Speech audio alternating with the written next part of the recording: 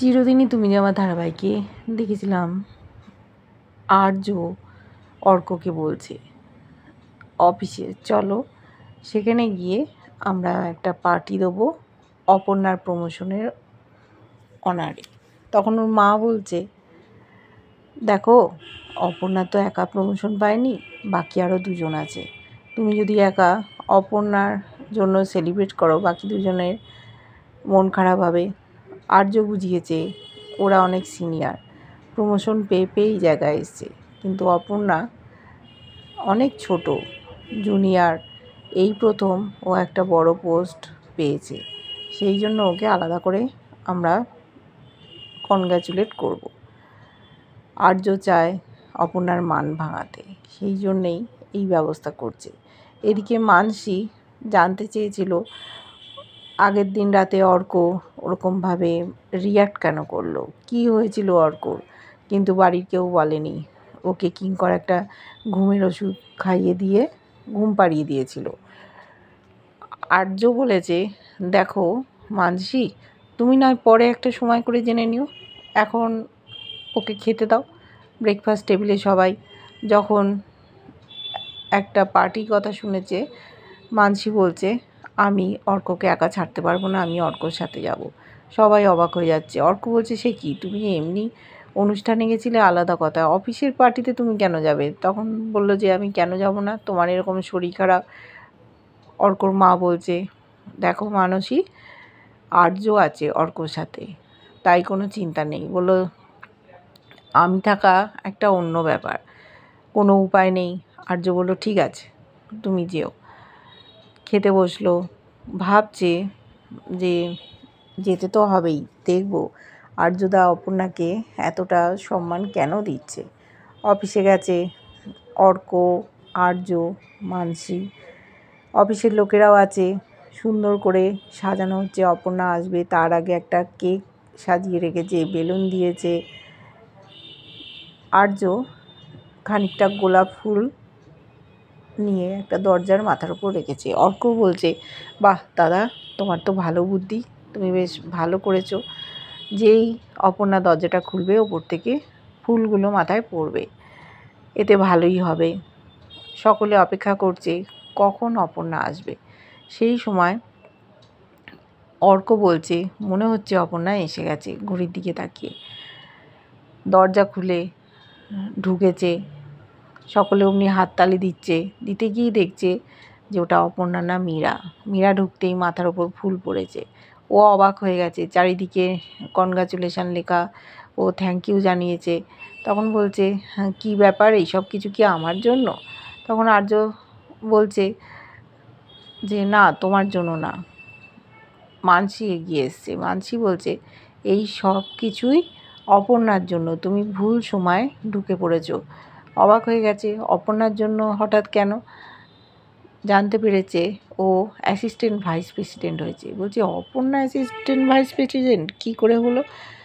এই তো সবে ও চাকরিতে জয়েন করলো, এর মধ্যে এত বড় পোস্ট, নিশ্চয়ই আর্যর সিদ্ধান্ত। আর্য বলল হ্যাঁ, আমি সিদ্ধান্তটা এমনি নিইনি, আমি ভেবেচিন্তেই সিদ্ধান্ত নিয়েছি। বলছে তুমি একটা ভুল সিদ্ধান্ত নিয়েছো, ওইটুকু মেয়ে, সে এত বড় একটা পোস্ট কি করে সামাল দেবে? এই সব যখন বলাবলি করছে সেই সময় অপর্ণা দরজা খুলে ঢুকেছে, ঢুকে অবাক হয়ে গেছে। সকলে অপর্ণাকে দেখে খুশি হয়েছে, কিন্তু মীরা আসাতে একটা অদ্ভুত পরিস্থিতির সৃষ্টি হয়েছে। অপর্ণা আসতেই মীরা ওকে অ্যাটাক করা শুরু করেছে। বলছে এই যে আমাদের এভিপি চলে এসছে, অ্যাসিস্ট্যান্ট ভাইস প্রেসিডেন্ট। বাবা অপর্ণা, তোমাকে তো জানতাম যে তুমি খুব চালাক, কিন্তু তুমি যে এতটা ক্লেভার তা তো জানতাম না। ঠিক তুমি একটা ভালো পোস্ট বাগিয়ে নিলে আর্যর মাধ্যমে। ও তো অবাক এইসব শুনে। কি বলছে মীরা? আর্য বলছে এরমভাবে তুমি বলো না, আমার সিদ্ধান্তের উপর তুমি কেন কথা বলছো? তুমি এত বছর ধরে এই কোম্পানিতে আছো, আর কবে থেকে তোমার এরকম মনে হলো যে তুমি এইসব ব্যাপারে ঢুকবে? আমি কাকে প্রমোশন দেব না দেব সেই সব নিয়ে তোমার কোনো কথা বলার অধিকার নেই। এই অফিসটা যতটা তোমার ততটাই অপর্ণার। দেখছে অসম্মানিত করছে মীরাকে, তাই মীরা ঘর থেকে বেরিয়ে চলে গেল। অপর্ণাকে আর্য বলল, তুমি এসো, কেকটা কাটবে। ও তখন বলল, স্যার আমি পার্সোনালি মীরা ম্যাডামের সাথে একটু কথা বলতে চাই, যদি আপনি অনুমতি দেন। তখন আর্য হাত দেখালো ও যেতে পারে। ও অপর্ণার ঘরের দিকে যাচ্ছে, অপর্ণা মীরার ঘরের দিকে যাচ্ছে। মীরা অপেক্ষা করছে, যেন কারুর নিজের মনেই বকবক করছে। অপর্ণা এবিপি কি করে? ওইটুকু মেয়ে। আর্য সব সময় ভুল সিদ্ধান্ত নেয়। ও কেন এরকম পোস্ট ওকে দিল? এই পোস্ট পাওয়ার জন্য কত বছর অপেক্ষা করতে হয়, তবে গিয়ে পাওয়া যায়। সেই সময় অপর্ণা এসছে, বলছে, মীরা ম্যাডাম আমি আসতে পারি? বলছে, বাবা তুমি আমার পারমিশন নিচ্ছ কেন? তুমি চলে এসো, তুমি তো এখন সকলের বস। অপর্ণা বলল, দেখুন ম্যাডাম, আপনি আমার থেকে বয়সে বড়, আমি যে পোস্টই হোল্ড করি না কেন, তাই আপনাকে আমি অসম্মান করতে পারবো না। বলছে, বাবা তোমার তো দেখছি বুদ্ধি আছে। তখন বলল, আচ্ছা অপর্ণা, তুমি কি করে এই পোস্টটা আর্যর কাছ থেকে নিলে? তুমি না কেন বললে না? তুমি কি জানো এই পদে কাজ করতে গেলে কতটা ওয়াকিবহাল হতে হয়? বিজনেস ম্যানেজমেন্ট পড়তে হয়, লাখ লাখ টাকা খরচা করে সব পড়াশুনো করে আসে। আর রাজনন্দিনী শাড়ি কত বড় ব্র্যান্ড, তোমার ধারণা আছে? এই শাড়ির নিয়ে কাজ করতে গেলে কত কি করতে হয়, কত কোটি কোটি টাকার ট্রানজাকশান হয়। বিদেশে সমস্ত কিছু আমরা যোগাযোগ করি এই মাল বিক্রির জন্য। কত মাথায় দায়িত্ব নিতে হয়, এত বড় একটা পোস্ট। দেখছি অপর্ণার জল শক্ত হয়ে যাচ্ছে, কিছু বলছে না। বলেই যাচ্ছে মীরা যে, তুমি তো বলতে পারতে আর্যকে, না আমি এই পোস্টটা নেব না। তুমি একটা কাজ করেছো, একটা কাজ করেই ভাবছো তুমি এত বড় পোস্টটা সামলাতে পারবে, আর যদি না পারো তখন কি হবে? অর্ক মীরাকে বলেছিল, দেখো দাদার সিদ্ধান্তের উপর কেউ কথা বলে না, আমরাও কেউ কথা বলিনি, কেন তুমি এরকম বলছো? দাদা তো ভেবেচিন্তেই সিদ্ধান্তটা নিয়েছে, আর ও তো প্রমাণ করেই দিয়েছে। বললো একটা কাজ করেছে বলে ও প্রমাণ করে দিল, তার কোনো মানে নেই। তোমরা ভুল করছো, ও এই পোস্ট হোল্ড করতে পারবে না।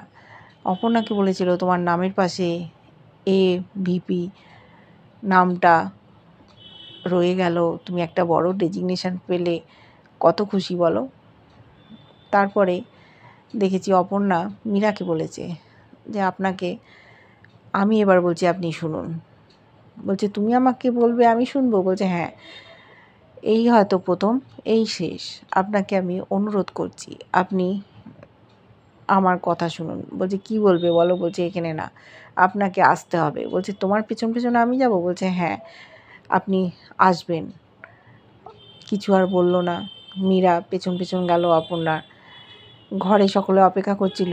অপর্ণা বলছে যে, স্যার আপনি যে আমাকে এই পোস্টটা দিয়েছেন, আমি এর যোগ্য কি না সেই নিয়ে অনেকেই সন্দেহ প্রকাশ করছে।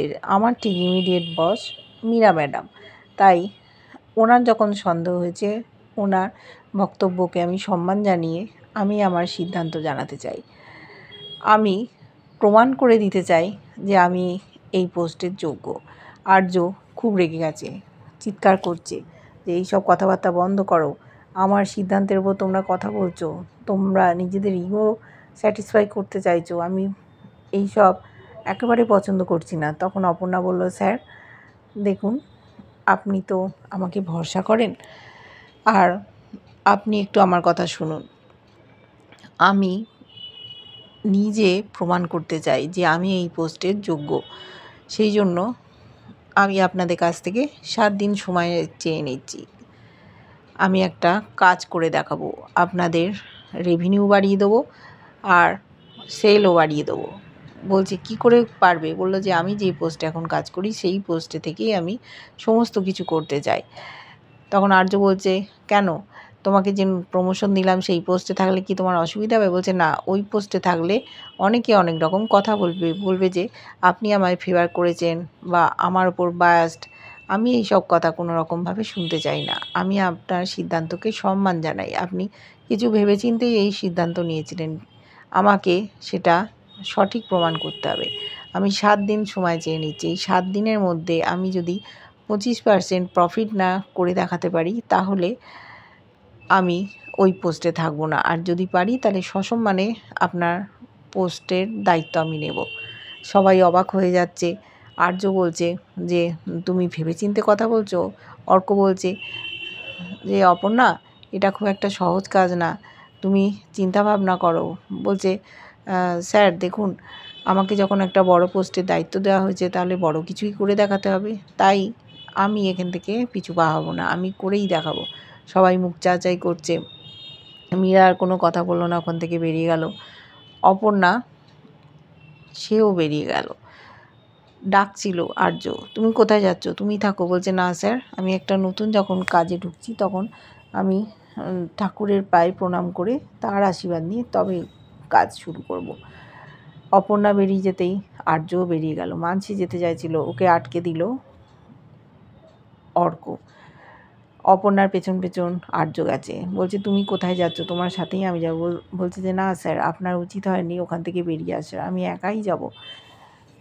অপর্ণা বলছে যে আমি মন্দিরে যাব। তখন বলল আমিও যাব। বলছে না, আপনি যাবেন না। হাতটা ধরেছে অপর্ণার আর্য স্যার। বলছে স্যার দেখুন, আপনার আড়ালে অনেকেই অনেক রকম কথাবার্তা বলে। আমি চাই না আপনার অসম্মান হোক বা আমার অসম্মান হোক। আমি একাই যাব।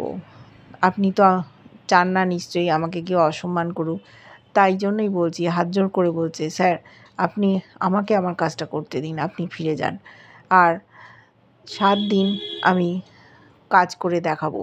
এই 7 দিন কিন্তু আমাদের মধ্যে কোনো রকম দেখাবে না। বলছে তুমি কি আমার উপর অভিমান করেছো? বলছে না স্যার, রাগ অভিমান কিছুই করিনি, কিন্তু আমাকে প্রমাণ করে দেখাতে হবে যে আমি কাজের যোগ্য। এদিকে মানসী চলে গেছে মীরার ঘরে। মীরা তো ফুঁসছে। তখন বলছে যে মানসী তুমি? বললো দেখো, আমি অফিসে আসি না ঠিক, কিন্তু যে কোনো জায়গায় যাওয়ার অধিকার নিশ্চয়ই আছে। বললো হ্যাঁ তা তো আছে। তখন মানসী বলছে তুমি ভুল জায়গায় ভুল কথা বলেছো, কোনো প্রয়োজন ছিল না। আলাদা করে কথা বলার তোমার অধিকার নিশ্চয়ই আছে আর্যদার সাথে। বললো হ্যাঁ তা তো আছেই। তারপর নিজের মনেই বলছে আর্য অনেক ভুল করছে, অপর্ণার যা করছে সেখানে মত দিচ্ছে, এটা আমার ভালো লাগছে না। অতটুকু একটা হাঁটুর বয়সী মেয়ে, তাকে এত বড় একটা পোস্ট দিয়ে দিল। আর আমি কিছুতেই আর্যকে অন্য কারো হতে দিতে পারবো না। সব শুনছে মানসী, ভাবছে বাবা এ তো এক ফুল দৌমালি। আর অপর্ণার যে ব্যক্তিত্ব, তার ছটা বুঝতে পেরেছে মানসী। ও ভেবেছিল অপর্ণা একটা কলোনির মেয়ে, সেই মেয়ে আমার কি আর করবে, কিন্তু আর্যদার চোখে চোখ রেখে যে প্রতিবাদ করতে পেরেছে সে তো সাধারণ মেয়ে না। ও যদি আমাদের বাড়িতে আসে তাহলে কি কোনো প্রবলেম হবে? ও চিন্তায়।